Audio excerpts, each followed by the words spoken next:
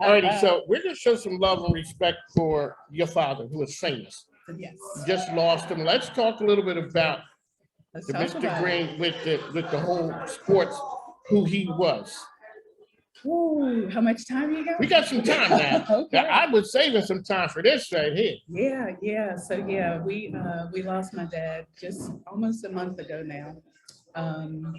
Man, he was where to begin. So my father was the first African American in the Mid-Atlantic section of the PGA. He was a self-taught professional who never took a lesson in his life. He grew up, my grandparents' house was right at the back of the Naval Academy golf course. So he would go and caddy. He wasn't allowed to play back in that time. He wasn't allowed to play, but he could caddy. And I think there was like one day a week where they would let the caddies play, and maybe he would get out and be able to hit a couple of holes. Somebody gave him a set of left-hand clubs. My father's right-handed, but he learned to play with left-hand clubs until somebody gave him a set of right-hand clubs, and then he learned to play right-handed. But eventually, through the help of a lot of people and a lot of hard work on his behalf, he became a PGA pro.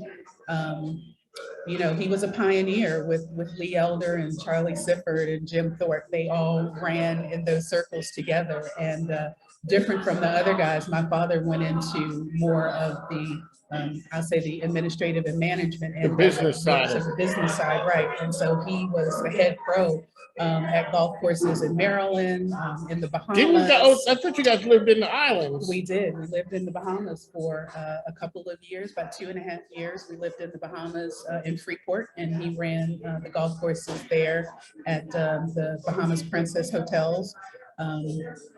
Yeah, he was, At what point did you realize that your father was famous? You know what? Honestly, it wasn't really that. I mean, like I knew he had done. He was somebody. Right? But you're little, so you grow up on a golf course, and I am, believe it or not, I tend to be a little more introverted now, but. As a kid, I was running track. I was all over, and the golf course is, quiet. You have to be quiet. Yes. So you knew it was happening. It was nothing on a weekend for, Lee Elder and Jim Thorpe, all these people to be at the house. And it was just like, oh, when can we go do something else? And so I guess, I don't know, maybe 10 years ago, maybe the Golf Channel did a documentary on Blacks in Golf.